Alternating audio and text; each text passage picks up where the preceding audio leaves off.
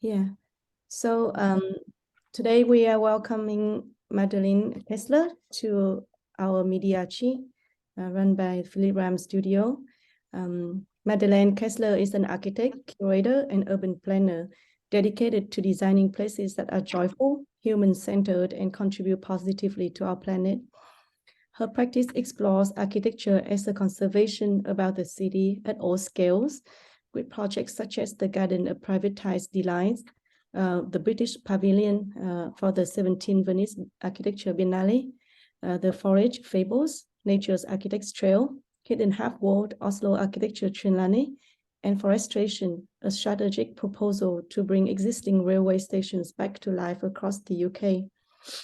Passionate about promoting a creative understanding of the city, Madeleine is a member of the design group and net zero expert panel of the National Infrastructure Commission, the Ebbsfleet Design Forum, a visiting professor at Karlsruhe Institute of Technology, and a lecturer at the AA and the London School of Architecture.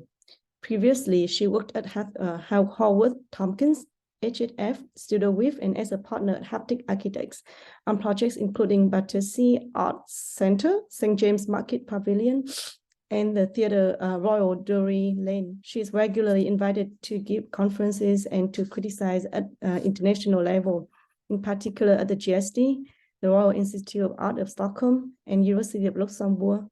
And of course, Madeleine has won a number of awards. So the floor is yours. Please share with us your exciting journey. Thank you so much for having me, me and Philippe and team. It was so brilliant to meet you properly last week, and I'm really excited to continue the conversation today. I really enjoyed seeing your projects last week, they were great. So I'm just going to share my screen. Let me know if there are any issues with that. Hopefully you can see that okay? Yes. Okay. Yeah. So I'm going to take you sort of through my background and projects to date, and how I'm going to briefly take you over an overview of sort of how I've got to where I am, and then go more in depth about the British Pavilion at the Venice Architecture Biennale. I sort of wanted to have as open a conversation as possible, particularly remembering back to my time as a student as well, and how that sort of informed the direction of my work. So please do chip in if you have any questions along the way, or at the end. Happy to discuss further and try and be as open as possible about the journey to get to where I am today. So as Steve said, I'm an interdisciplinary practitioner working across architecture, art, curation, and urbanism. And my interest really is in the social aspects of spatial life. And so this is something I've explored through a number of experimental interdisciplinary design projects over the past decade.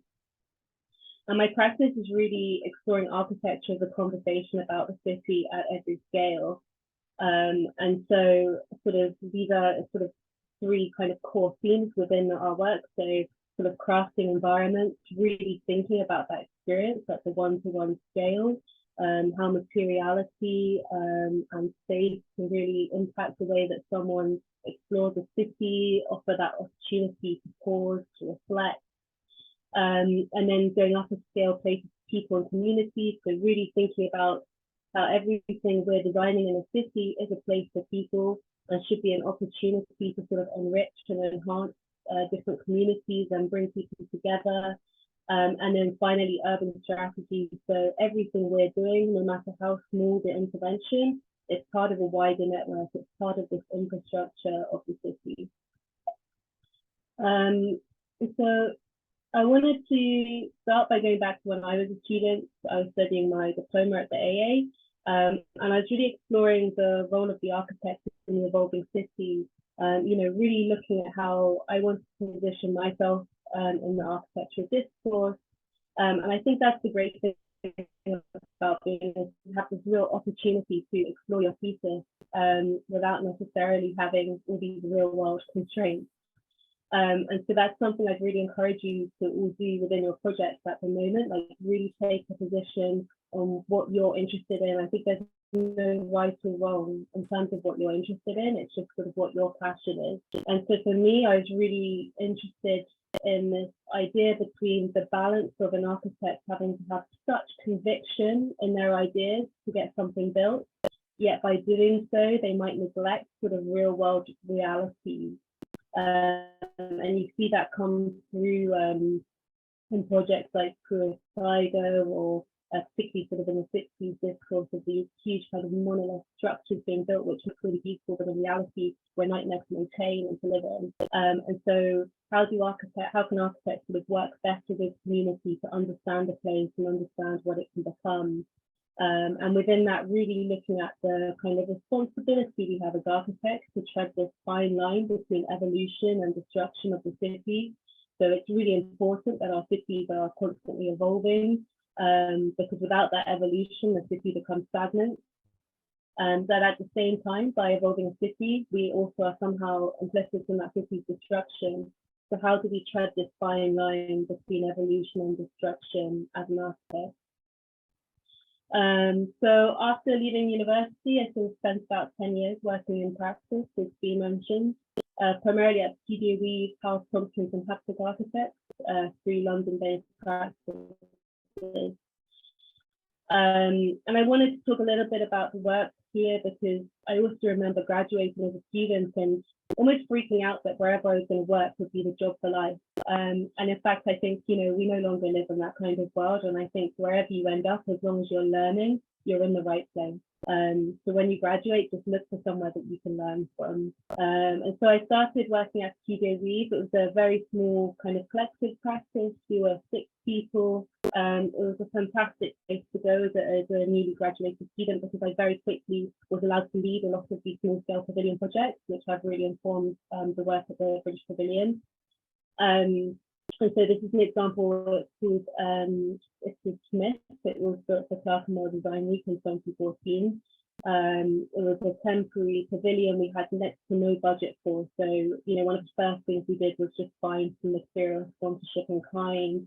And then we were looking to test that material sort of structurally in a new way. And I think the success of this project was not only around its kind of form and aesthetic, but how it design week. So, you know, we worked really closely with the client for the local community.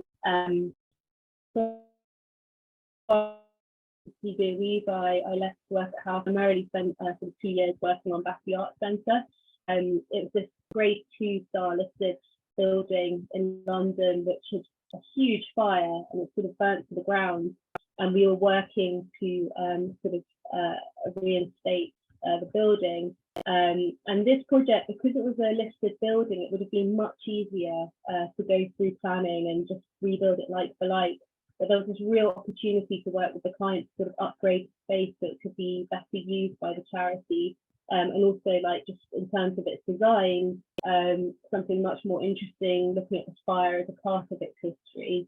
And so we worked really closely with so many stakeholders, like the Victorian Society, the local community groups, planning authorities, to get this project through planning. And I think it really started to show me the architect's role within designing the city. We're not just designers, but we're also communicators, bringing together these different strategic partners. And it's really important we learn to sort of tailor our language and tailor that conversation to bring other people alongside with us. And then finally at Haptic Architects, where I was associate, I was working on like a number of projects, but a lot of master planning projects. So, you know, the other kind of extreme scale of the conversation about architecture. And what I loved about that was this opportunity to think about not just the master plan, this is Peter Builders in Oslo Airport City, but also thinking about, you know, the impact of a 15-minute city or a smart city or something that's completely pedestrianised. What does that actually feel as a human, as a person? Just designing at that 1-to-1 scale at the same time as designing at the 1 to 10,000 scale. And at the same time, I've sort of been developing this methodology of how we can work with communities to better understand what a place can become. So working with sort of hard to reach groups, but also thinking about the kind of workshops and how to engage people. So if you tell a local community, oh, here's some surveys, like what do you want to happen in your local area, you'll get a very different response than if you sort of hold this bench making workshop like in the centre, where you're teaching people new skills, then the benches can remain in a place and give people an opportunity to come back there and have very different conversations with people when they're sort of making something together, rather than when you're having this kind of direct sort of survey Q&A. And that's something I've sort of tried to say. Oh, sorry. Yeah, there we go. So that's something I've sort of explored through teaching as well. So this is from last semester in Karlsruhe, where I was teaching a studio called Filling the Void, and the students, they sort of reclaim these spaces on the high street to understand what they could become and invite the community into the conversation. And so this was from the final review where they took over this space, which was completely sort of disused outside a shop that had closed down, and they utilised the shop front to show their work, and then they created these different installations which transformed throughout the day to become different objects. And so this is from the end of the day when what had been different clay furniture objects came together to become a stage, which they performed on. And the amazing thing was the community, they, like people passing by, would just join in for parts of the review and the jury and just give a really interesting, completely different perspective. You know, sometimes it might be like a drunk person, but other times it was, you know, really like interesting comments that were sort of became part of the discussion. And this kind of infrastructure on the high street became an opportunity to bring different groups together. And at the beginning of the project, the students were really kind of nervous about doing anything that interacted with the local community.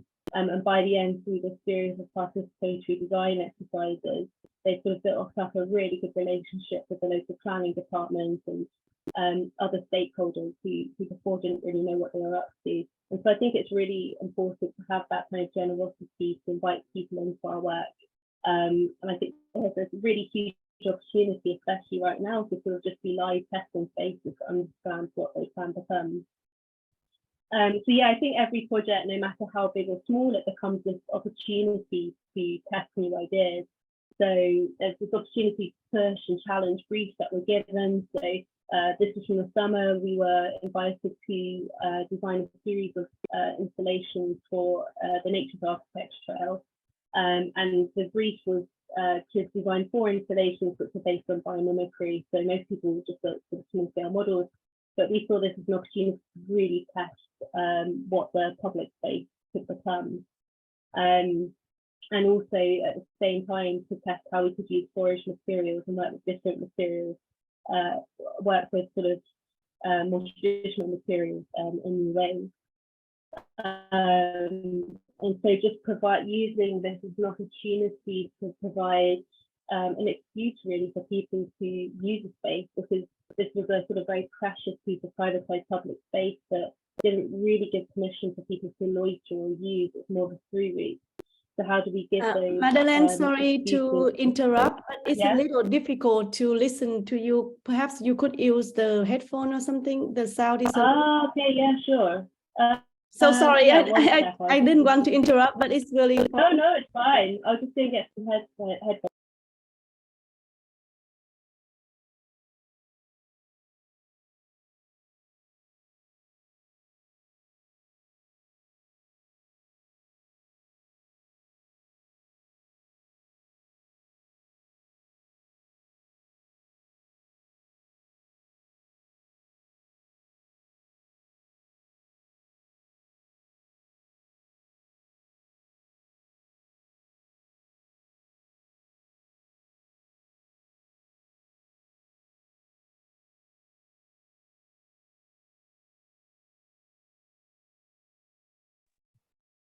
Is that better? Is that better? No. Yes, it's okay now. I think it's much better. Yes. Okay. Good. Sorry about that. Yeah. So just I'll continue on. So yeah, then also thinking about no matter how small scale a project is, how it can be an opportunity to test new ideas. So this was a project I worked on with Mia for the Oslo Architecture Triennale, and we're invited to respond to this brief of bee growth. And so we took the opportunity to explore how we could use mycelium to build furniture, but also understand how it decays. So we built these 2 seats, one inside the museum and one outside the museum. And over the course of the 3 months of the Triennale, the one outside sort of deteriorated to the ground, whereas the one inside it sort of was absolutely fine, it was protected. But it was this opportunity, I suppose, for people to sit on the seat and be confronted by that reality of decay. But those small-scale kind of projects and constant testing, I think a lot of which we're doing with students as well, they become a real opportunity to scale up and these larger ideas in larger projects. And so this, for example, is a project for Hackney Wick, where we're designing 200 new homes, and taking that idea of the materiality to look at playful ways to incorporate terrazzo using local aggregates. And that really sort of starts to relate to the ceramic past of the area and provide sort of new opportunities as well for play streets in the public realm. And so as well, like all this kind of working with communities and young people particularly to understand what kind of places they'd like, starts to really inform different parts of the design in projects. So this is a project where we were working with Fort Scott and the zoo, and they were working on the buildings and we were working on the playgrounds for the school. And what we found for a lot of our kind of co-design projects with teenagers and young people is that often we provide a very active space for teenagers, like basketball courts and skateboard parks. But there are a lot of teenagers who like to just sit around with their friends and their mates and just just talk about life. But as soon as they do that, they're kind of seen as a threat and are told to be ushered on. So we're looking at how we can create these different environments that allow teenagers to take over sort of on their own terms within that playground. And so this is kind of a framework for them to take over, and how this sort of bold landscape could be used in different ways throughout the year. So anything from a film screening to an art exhibition to open air performances, for informal sports, lunchtime, break time. And then looking at the sort of landscaping and the rooftops as well, how we could continue that kind of biodiversity of different environments as well that we're creating for them. And I suppose as well, thinking about that role of the architect within the city and as a communicator. So this is the boiler room at Trellick Tower. I don't know if you know Trellick Tower, but it's sort of this brutalist building in London by Ernie Goldfinger. And at the top of it, there's this boiler room that sort of pokes out. And that boiler room only ever functioned for a couple of years due to the oil crisis in the 70s. And ever since, it's just been completely vacant. I mean, it's still full of boilers that doesn't function. And I was working on a larger project nearby, and at a community consultation, and some of the residents came up to me afterwards and said, could you help us understand what we could do with this space in our building? This is a council-owned building, and we've got the space that we've got to be able to open up to the wider public. And so we worked together to create this idea behind a broadcasting station and a recording studio that could be used by the local community, but also rented out at certain times of year in order to pay for the sort of space that most people could use for free. And had lots of conversations with the local council in order to get the lease. And I think it really showed me sort of the knowledge that we have as architects that we often assume everyone else has, and sort of the importance that we can sort of place on being a facilitator between the different conversations, and the role that we can play within that. And then I think there's also this role that's really important to play in terms of advocacy, particularly getting members of the public to understand the importance of design in their cities. And I think we can do that in quite fun ways as well. And so this is a Gingerbread City. It's an annual pop-up exhibition organised by the Museum of Architecture. And for the past few years, they've invited us to design the master plan for it. And so different architects take different plots and build sort of different gingerbread creations that they each sort of built around these master plan constraints which we kind of come up with. And so this year's master plan was based around 5 different islands, each looking at a different kind of climatic condition and asking architects to look at climate change as well within those climatic conditions and really address that. And so it's a really kind of serious topics they're engaging with, and allowing ideas to be kind of explored, I suppose, in quite kind of fun and fast ways. But it really engages with the general public. Like, it's completely full of constantly completely full of general public who don't necessarily know anything about architecture, just starting to engage with the city and starting to think about the space around them. And so I think projects like this are actually really important, and that's something that we can all sort of engage with a bit more and have a bit more fun with. And I suppose on advocacy, so this is a project on the left I worked on when I was at Studio Reed. It's a proposition for drinking fountains around London, and so we were proposing to have what we call watering poles with this repeated ceramic tile element, and we have a series of those around London, which become these wayfinding objects and an opportunity to provide a kind of gathering and public space around them as well. And it was part of this wider study conducted by the Architecture Journal, where they invited a series of architects to design a different water fountain for London. So there's 2 more in the Sunset, run by H&M and Colin and Studio. But in fact, on the far right is what ended up being built, which I think is just such a shame, because there's a real opportunity to build, something really interesting in terms of drinking fountains for London. And I did a bit more research into this, how on earth did this amazing study go on and then this get built? And in fact, what happened was the Mayor of London and the people at Greater London Authority, they had no idea this other study had happened.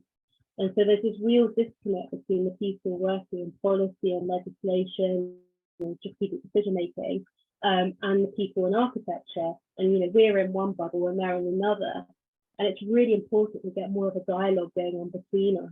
And it's so important we break out these silos and these bubbles in order to really see sort of positive change in our cities. And so following that, I sort of became really interested in ways that I could become more involved in policy and strategic decision making. And I became a member of the National Infrastructure Commission's Young Professionals panel, and through that I'm now a member of the design group. And what we do is we really advocate for design and infrastructure. So the National Infrastructure Commission, they were set up to advise the government on a 50-year strategy for infrastructure. Typically, governments sort of think in their 5-year terms that they're elected in. And so they have a 50-year strategy, which the government has to if they don't accept it, they have to have very good reasons not to. And one of the things they've had to take forward now are these design principles that we've created. And so the design principles are climate, people, places, value, and they might seem sort of quite obvious to architects. But to people who aren't architects, these aren't focuses to their work always. And so, particularly the value principle is really talking about value beyond just commercial value, but also social value and longer term value, and encouraging this longer term vision about infrastructure. And these principles now have to be adopted by all nationally important infrastructure projects across the UK, by everyone working on them. So from strategic decision makers to engineers to contractors. And it's been really interesting to see how they're being adopted. And so this is an example of a project I'm working on where we have been using the design principles as a way to, I suppose, allow these kind of more coherent conversations where they're more aligned in a multidisciplinary team. This is forestation, it's the strategic proposals to bring communities together and sort of rewild existing railway stations across the UK. It's sort of a modular railway station which can be rolled out across the UK at small sites. And we use those principles of climate, people, places, value sort of in our conversations together to really get an aligned vision between all the different people on the project. And likewise, this is Kensington waterfront, huge site of 100 hectares. And I think in the multidisciplinary team, it would be very easy just to look at everything from a sort of very zoomed out perspective. But these design principles sort of force us to approach these really awkward questions actually about, what about the people from the local community? What does it mean to build like a whole new community within this 100 hectare site? And to really sort of explore, I suppose, the longer term values of what we were doing in terms of climate, people, places, and values. And so finally, I wanted to talk a little bit more in depth about the British Pavilion. And so in 2019, I won a competition with a good friend of mine, Angela Bergy, to curate the British Pavilion at Venice. And the first learning I always want to tell students is just always enter the competition. We entered this competition the whole time, not really expecting to win it. We were just sort of entering it for fun and as to explore ideas we've both been exploring in our work. And so, yeah, I think I always tell students now, just go for it. And also we met while we were studying at university together. So if you look at the person next to you, you know, they might become your collaborator in future. So obviously the Biennale was postponed due to coronavirus. And what I wanted to talk about that postponement was the silver linings that came out of the postponement. And that really was the curator's perspective. So Hi One from the Korean Pavilion, who you can see in the second row down, she initiated this thing called the curator's perspective, where we all met online every few weeks to talk about how our projects were progressing. And at first it was a very sort of logistical discussion around, you know, people's budgets being cut, not being able to transport things as freely as before, were there ways to help one another out. And it very quickly progressed to be more about our project theses and getting to learn more about what we were all exploring through our work and those kind of crossovers between our different contexts. And I think, you know, traditionally it was such like an intense project. You have a year or less than a year to work on that. You know, people end up being quite siloed by their projects and forget about those international connections. And it was just amazing to kind of break out, for me to break out the UK context and understand what was going on elsewhere. And, you know, we had loads of overlaps with the Peruvian Pavilion, for example. And that's a discussion we're having with them on the right.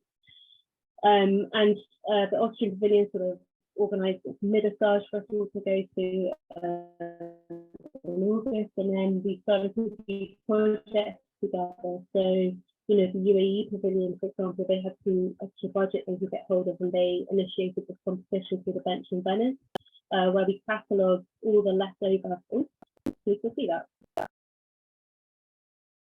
Oh. I think my computer is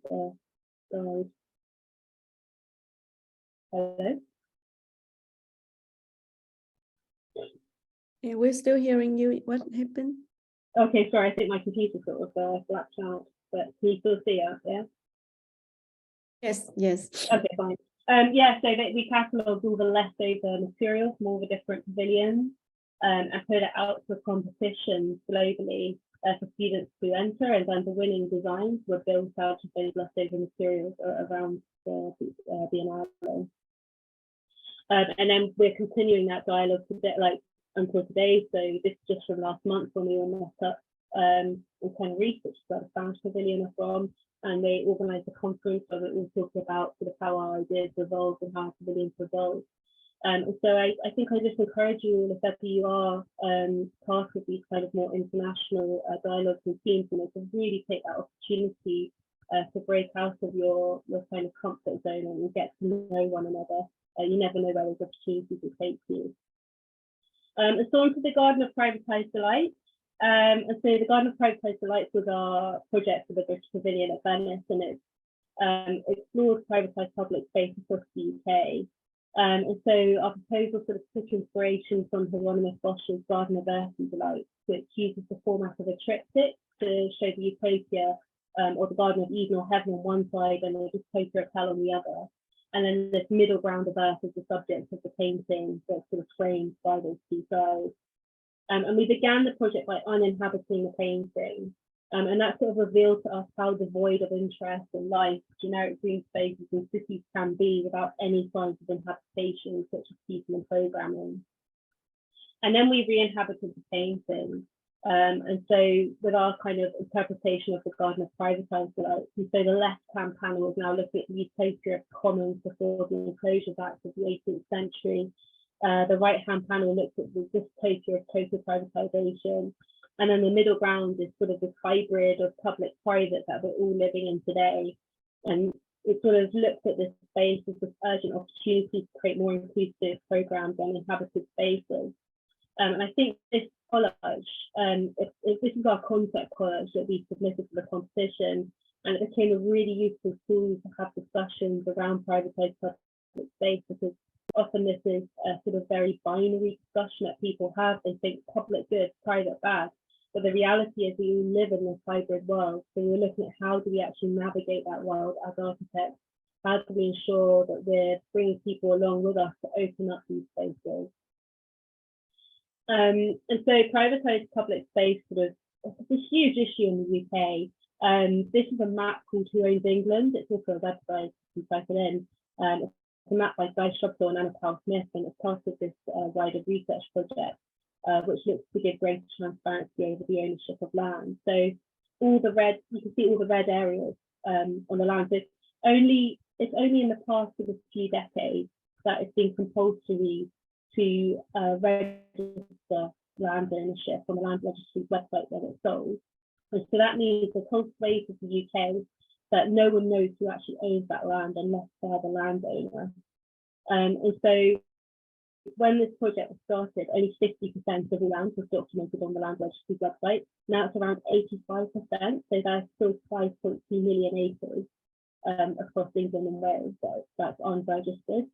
And even when it is registered, it's often not attributed to a particular owner, so it's attributed to an offshore company. And so there's a real lack of transparency as to who owns the land around us, and that's really problematic. Because for example, if there's a community, you see there's like a little bit of land at the bottom of your road, you want to do something with, you don't even know where to start the conversation. And you know, for example, in 2011 there were these protests in London called the Occupy protest, and they're on this square called Paternoster Square, and it feels like a very public square, but it's actually privately owned. And so often you don't realise that the land you're walking on is privately owned until you break the rules, and you don't even know what the rules are until you break them. And so it turned out that this was a privately owned square, and one of the rules was you weren't allowed to protest. And so the protesters were sort of thrown out of that square and told that they could only protest outside of it. And it becomes really scary when we don't have a sort of common set of standards and rights within our city. And that's something that the Greater London Authority is starting to sort of grapple with, and they produced it's the first ever public, it's called the Public London Charter, but it's the first ever charter of its kind, where it's trying to say that all publicly accessible space, whether it's privately or publicly owned, has to have a common set of standards that it lives up to.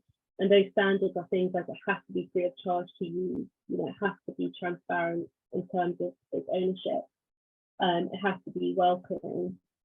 And so, you know, this is really exciting, but of course, you know, it's one thing to say these things, but it's another thing for them to actually happen. You know, what does it actually mean to be free of charge to use a space? You always have to buy a coffee to use a bench or a toilet or a seat. Is it really free to use? And I suppose the thesis behind the British Pavilion, a lot of it came out of sort of teaching we've done together in workshops. So we taught this summer school in 2015 at AA, which was looking at the future of the public house city. And it was looking at how the pub was sort of this positive example of privatised public space that acts as a microcosm of society.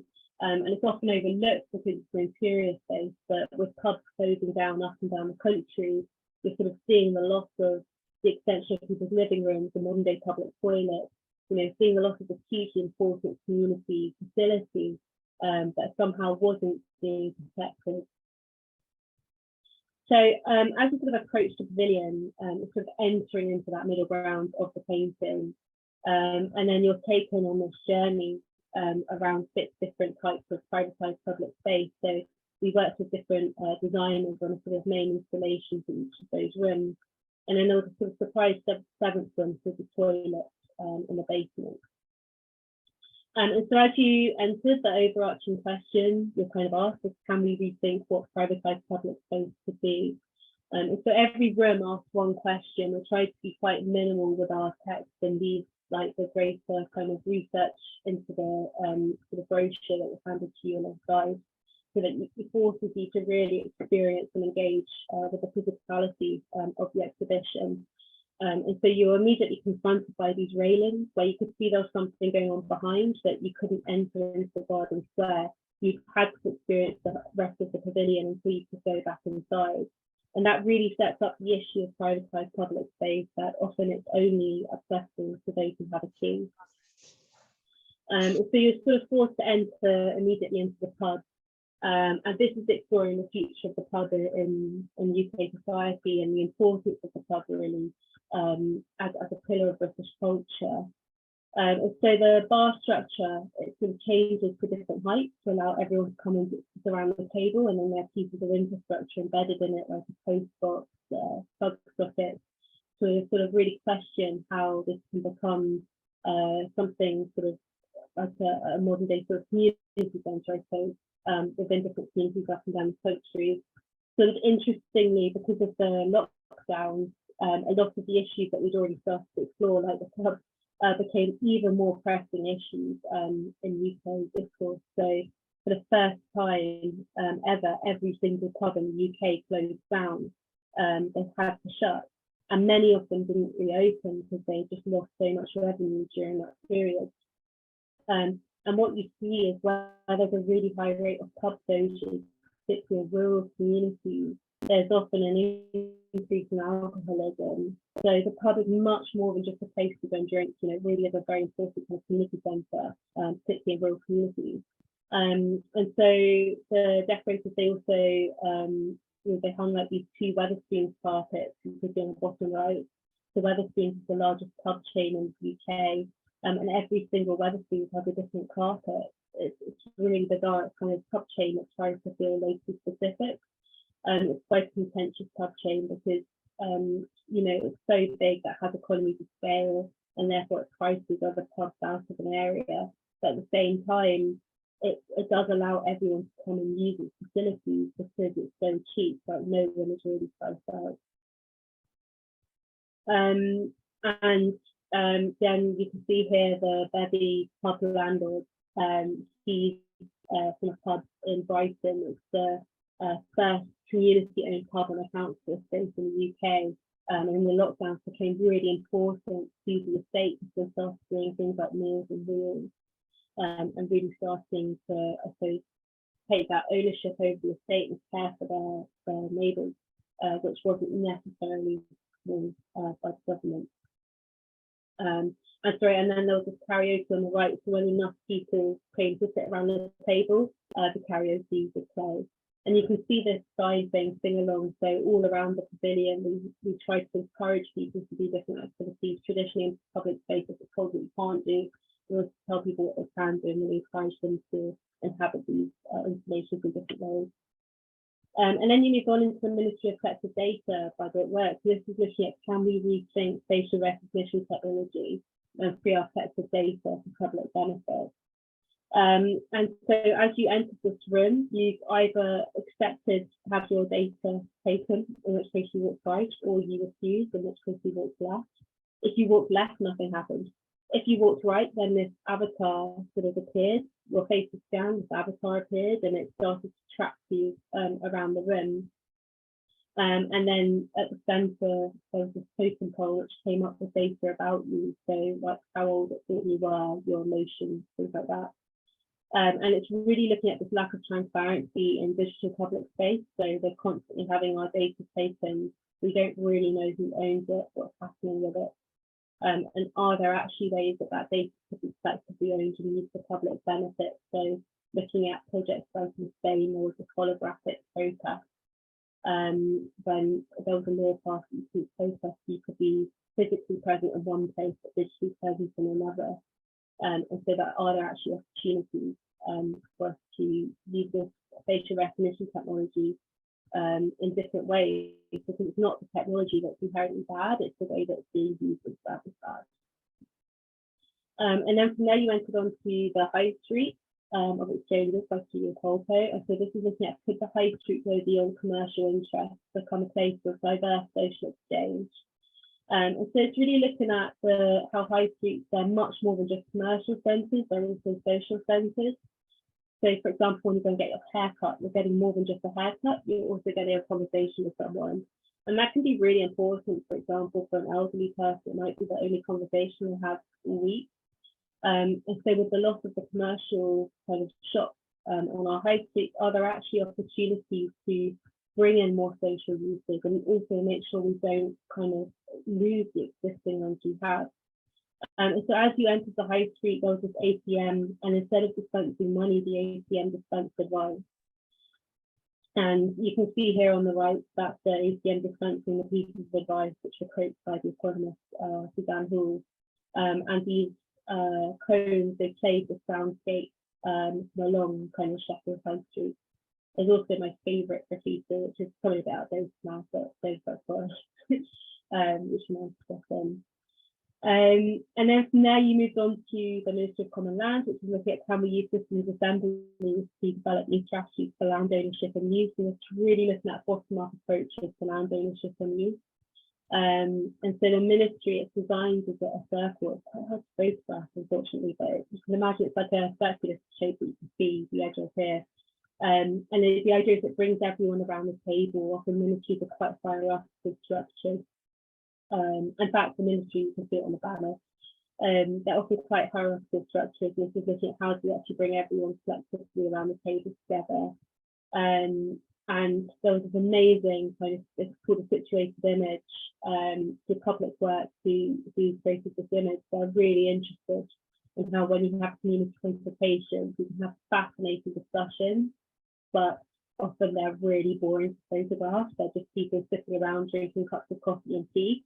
So in their work, they explore how to actually bring out these conversations in images. And this is like a full day performance, really choreographed with a photographer and a theatre director, bringing out the conversations that they've had in this project. A lot of people thought it was a Photoshop image, but it's not. It's a live stage image, which is amazing. And then on to Play Without Ground by DVPR, and this is looking at how we can design spaces in the city for teenagers to occupy in their own terms, and it's creating this kind of framework for teenagers to kind of hang out and just sit around with their mates, and it plays this soundscape in it with interviews with teenagers from across the UK for different socioeconomic backgrounds. And all of them saying they just don't feel welcome anywhere in the city. They're sort of always ushered on and told to use these spaces. And so it's really exploring how we can actually allow our teenagers to feel welcome in their cities. Of course, we're going to get loads of social problems if a whole generation of people feel excluded. And how do we give them frameworks to take over on their own terms? And the shape of this, like the shape of all the installations, it's taken from the forms of that Bosch painting. And so that original Bosch painting, it provided like a really good opportunity actually to have a sort of consistent palette between the rooms, which would have this gradient wall behind, and then the palette of all the different installations taken from that, and the forms as well taken from that.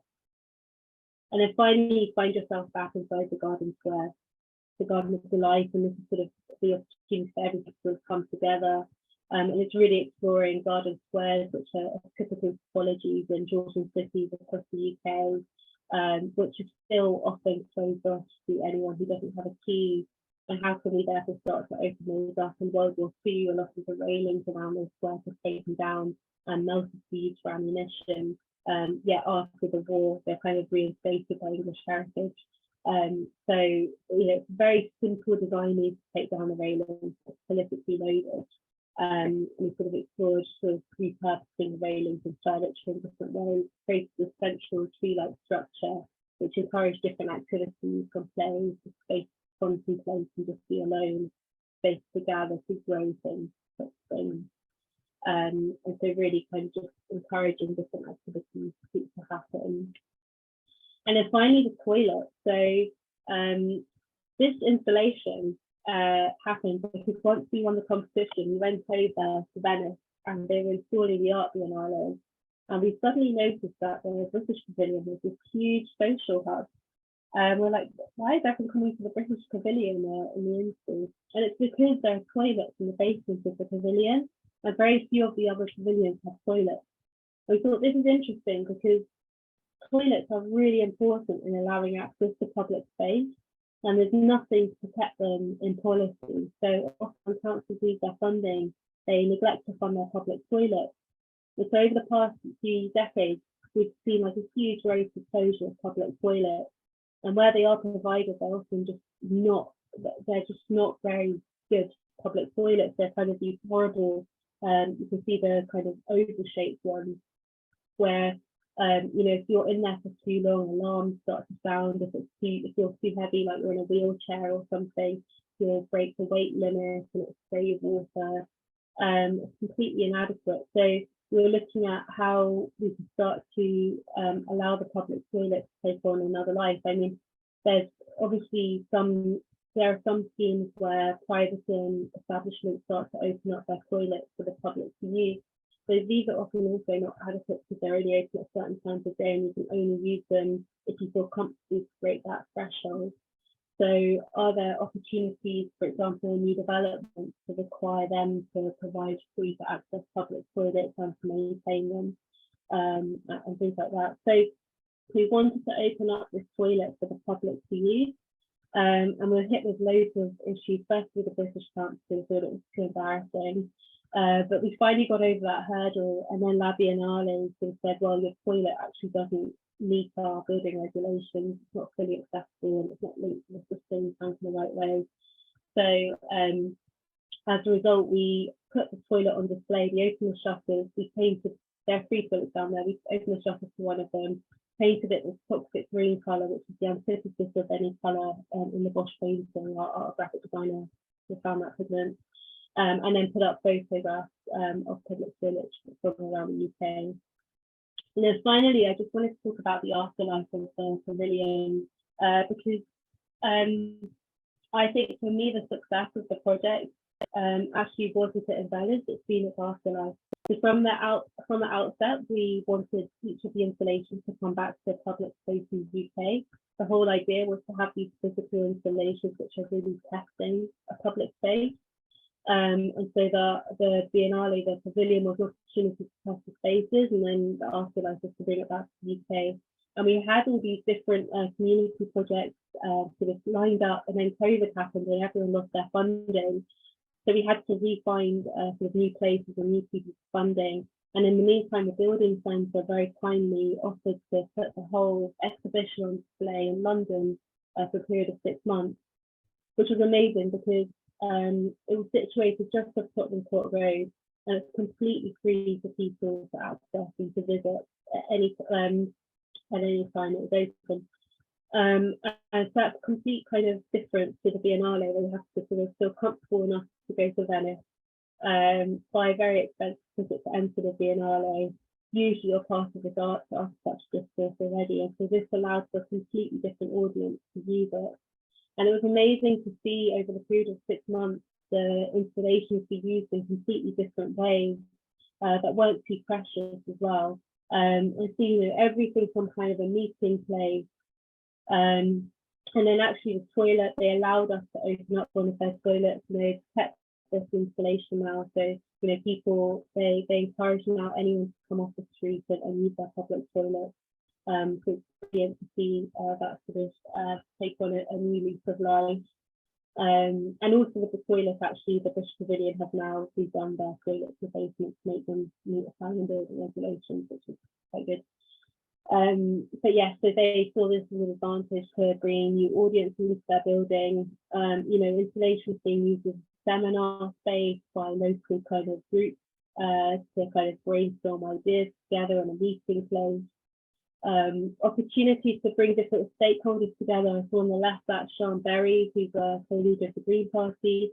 And we hosted this dinner in the exhibition where we brought sort of private developers together with politicians, together with community groups, to really understand how we can start to better open up our privatised public spaces.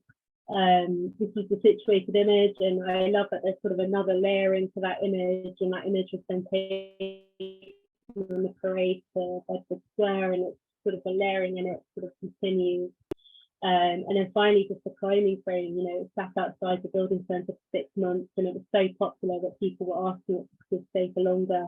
They'd only ever had planning permission for 30 days, but we managed to just kind of keep it there because of the public interest in it. And the building centre was just a great client where they didn't mind, they weren't too hesitant in terms of health and safety, which was very refreshing as well. But it was so popular, like any kind of day there were people using it from, people for meetings, for teenagers. The rungs were spaced too high apart for young kids to climb up, but the kids would run underneath. And I think it was just really testament to what a successful kind of installation it was. And this, like all the other installations, has now gone to a community project. So this one has gone to a community project in East London, where it's going to be reinstalled on a playground there. And the other projects have gone to other projects around the UK.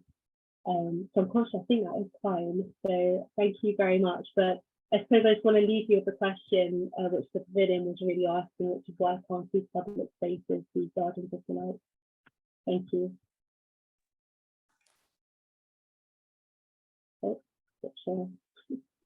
Thank you very much.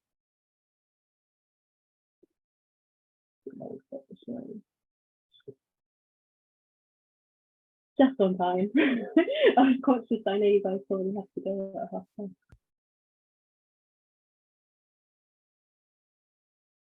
Can I start with a question? Yeah, of course. I'm really interested in knowing how, especially from what you're saying after during the COVID period, that you had a lot of conversations with like the international curators, everybody. For me, like going to see the exhibition and knowing your work before and understanding the British context, it was really easy to appreciate the work. And I was just wondering how your work, how it's been received for people who don't understand the particularities of the British context and what they've managed to take from this exhibition. I mean, I guess we're in an international context right now, so correct me if I'm wrong, but my feeling is actually internationally, because we've had so many conversations and like been invited to do podcasts and TV interviews and stuff internationally, and it feels like a lot of the conversations that we're having through the pavilion are relevant to countries around the world. And as people were going around the pavilion, the pub kind of set it up quite well to feeling like a very British space. But actually the issues we're talking about, like the high street, that's something that's affecting European countries all over, you know, the closure of shops on the high streets, the kind of the garden square, and that idea that you have parks and spaces that are only accessible to a few, that's relevant to a lot of countries around the world. And it seems to be a topic that a lot of people are engaging with. And I think I think it's a really difficult topic to engage with as well, because it's quite a sort of serious topic, and often it's dictated by those who have the money. And I think what we've realized through the different conversations we've been having is that often actually we all have an aligned vision that we'd like to see a more successful piece of the city, but we're all coming at it from different angles. So how do we actually align these conversations to bring people together rather than being against one another? And I think that seems to be relevant to different contexts around the world. And the Peruvian pavilion, they were exploring play spaces, and he took railings from around, it was for around housing developments, I think, that weren't letting people in, and he made play structures with those railings. So there's really interesting overlaps there as well.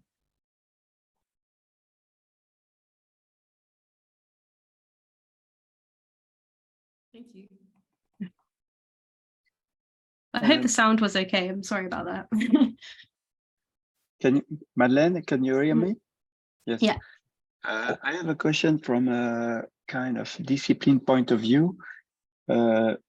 We are talking, you know, about material, about form, about program or function, you know, like a form follow function, as it was during the modern time, or Louis Kahn or the postmodern say function follow form, like, you know, like designing like different type of space, and it can be used in different type of function, and there is a kind of permanency or of into the time of the form that can be used for different type of function depending of the moment in the history. And your attitude or your attitude to architecture is more challenging, maybe the function. What about the, you know, because in more late 20th century, you know, we were more talking about form, and now you are really talking about function or reinventing function or questioning challenging function. So how can you, what do you think about the question of form? You know, the drawing, or if you are drawing a rectangle or square or cycle, and do you think it's your attitude that challenging function more than form? Is it something that is more relevant today, linked to some social aspect, or how do you place yourself in this kind of debate between form, material, and function? Yeah, I always love your questions, Philippe, because they make me really think. But yeah, I think it's a great question, because I think you're right. I think I mean, I have an appreciation for form, but I think to have the conversation about form without understanding all the different contexts that it's sitting within it's just not useful. I think you have to understand the different kind of politics, the social uses, all of these different kind of unwritten rules that we're working within, which are often quite hard to draw as well, because they're perhaps non-visual kind of elements of our society that we're responding to. And I suppose I do really believe that it's important that form follows function, and that, you know, it is about the function sort of driving a design, but there is an importance of having, I think, a certain beauty and craft and a kind of respect for the aesthetic that people are kind of living within. So I'm not completely just disregarding form. But yeah, I think for me, it's about the different layers of society and the different scales that a building or an object is acting within. And I think that kind of wider conversation and discourse is really important. And at the same time, working with communities to really understand what a place can become. Like, no one knows a place like the people who live there. As an architect, we can come in and we can do a kind of site analysis diagram and say, oh yes, you have like a park here and some buildings here, but we don't really know what it means to live in that space. And I do a lot of workshops with teenagers, for example, asking them to draw spaces that they feel welcome in and spaces they feel dangerous in. And they're always completely different to what I would have assumed. You know, a space of safety for someone, you know, it can be completely different to what I would have assumed. And so I think it's really important for us to work with people to understand what the elements are as well that are making that space feel safe. And those are both physical elements as well as the kind of social and functional elements. So yeah, sorry, I think it's a hybrid of everything, but function for me drives it. Thank you.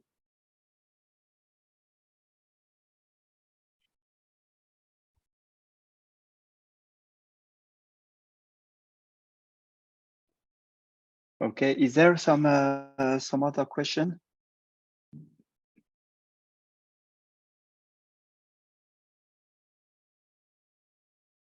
Are you guys now all gonna go and enter the pavilion competition for Switzerland or France or wherever you're from? Which one? For the Biennale, for the I think yeah.